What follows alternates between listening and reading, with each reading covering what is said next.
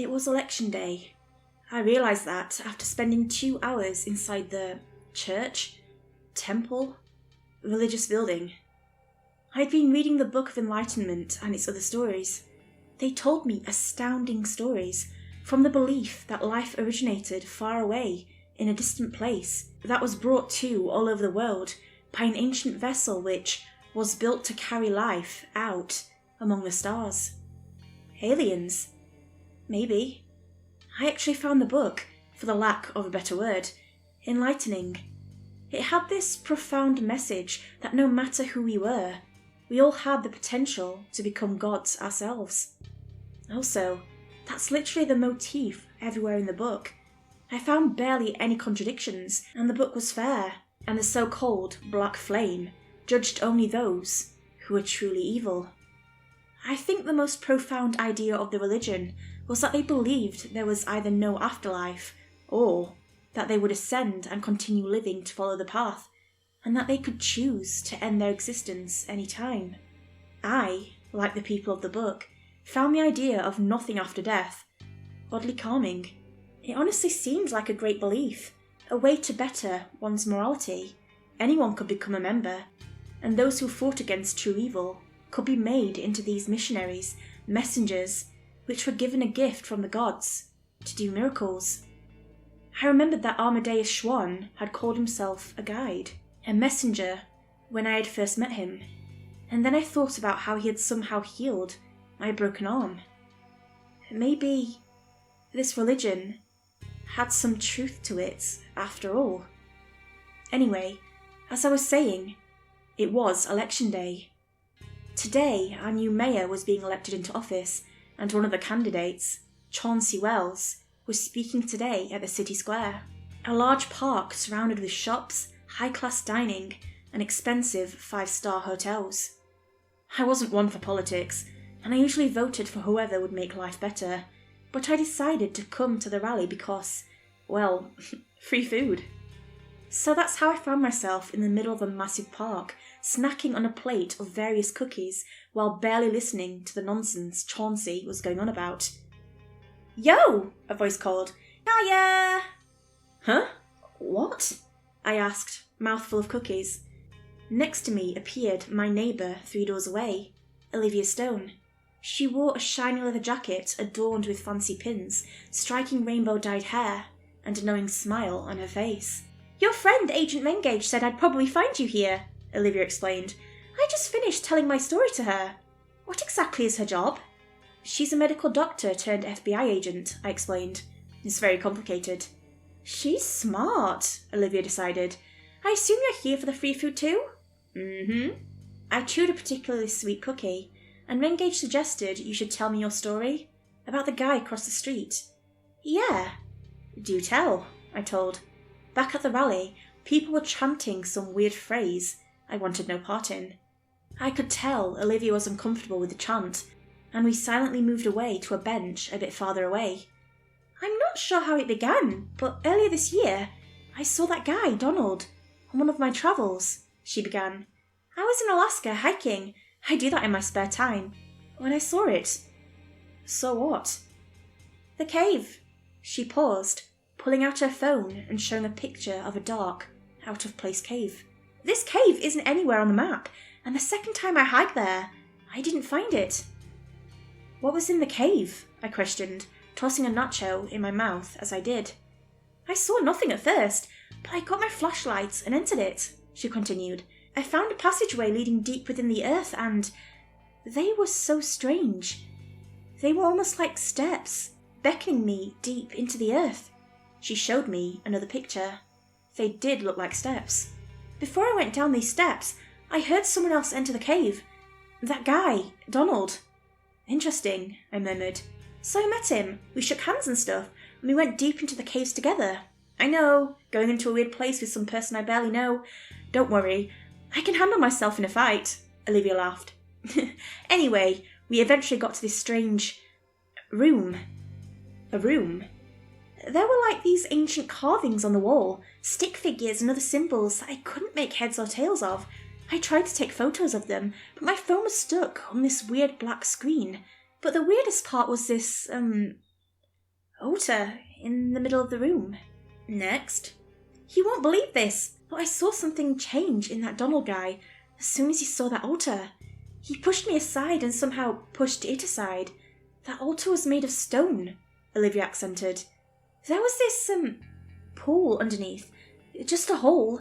A few meters down from that was this pool of black liquid. I tried to ask Donald what he was doing, but before I could, well, I impatiently asked, he just turned to me with this creepy smile on his face, and it was his teeth was all sharp and spiky, and there were these black worms coming out of them, and I sort of just backed away. Whoa. Before I knew it, he jumped into the hole and I heard a splash below. I was stunned, and it kind of took me a while before I was able to get up and look at the hole. She paused, looking up into the sky. I did too, seeing dark clouds form around the park. That was odd.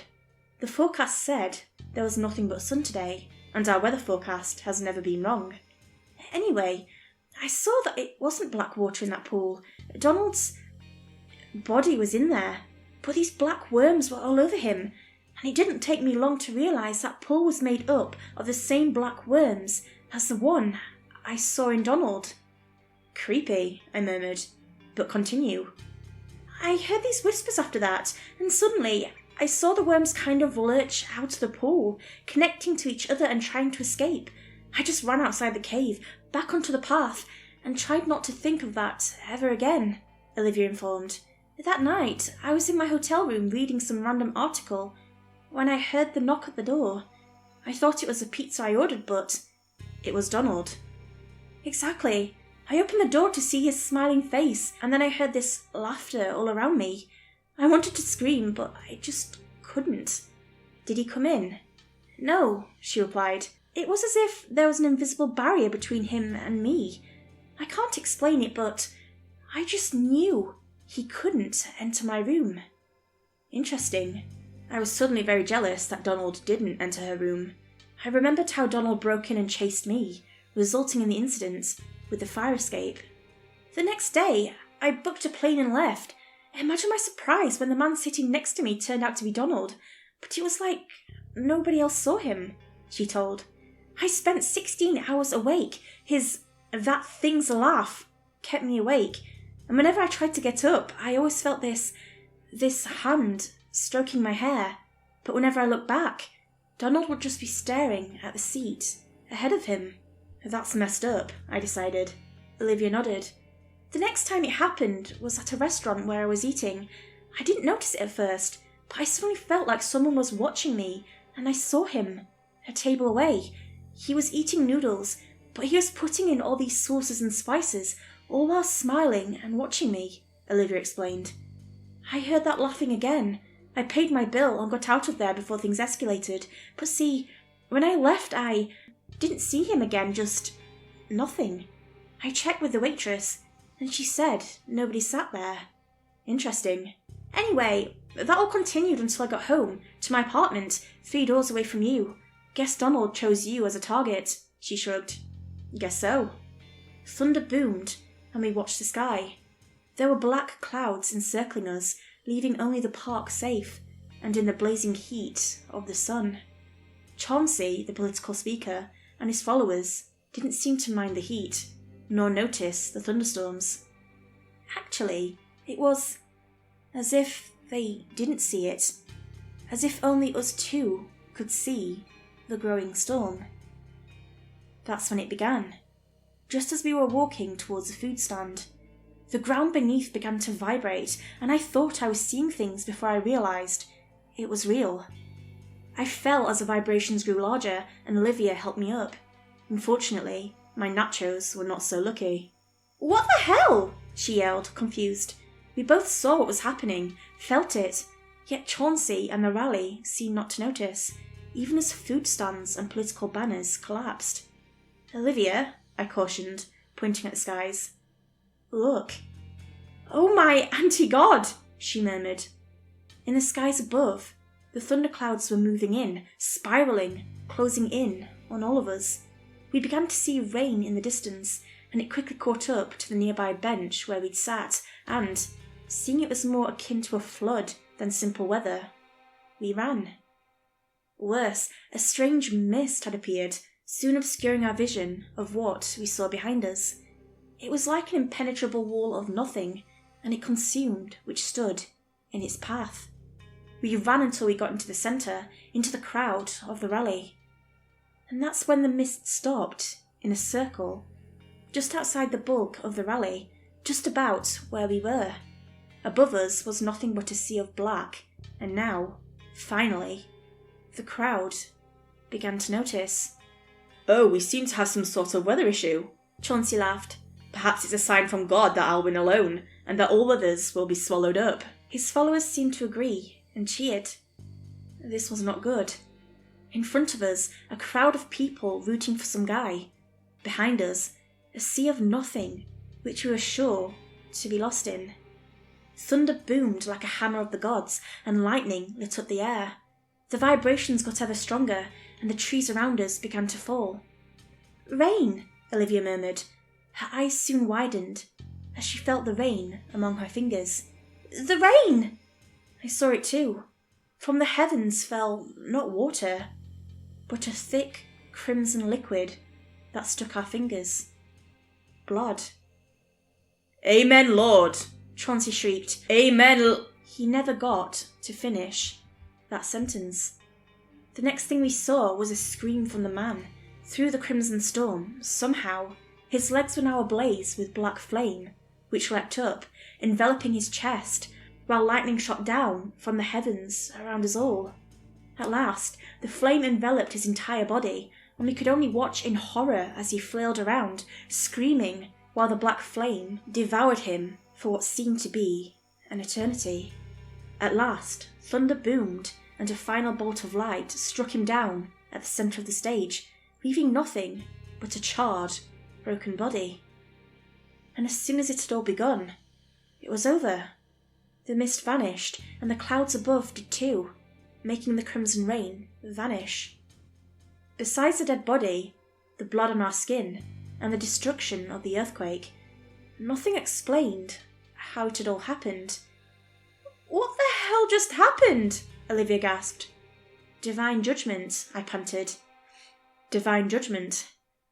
It was only later that day that, on the news, I heard that a stack of papers somehow appeared on the desk of a local police station. The papers detailed several money transfers from Chauncey's secret, illegal account into a group that was involved in a local bombing that caused the deaths of 16 innocent people. There were more on his secret donations to other terrorist groups, conversion therapy, and a dangerous supremacist cell that had intended to take over a nearby city with the leadership of Chauncey. Something is happening here. Evil is being cast down, made like ash, just like the Book of Enlightenment spoke of. And now, I think, it's time to pay another visit to Amadeus Schwann and the path towards enlightenment.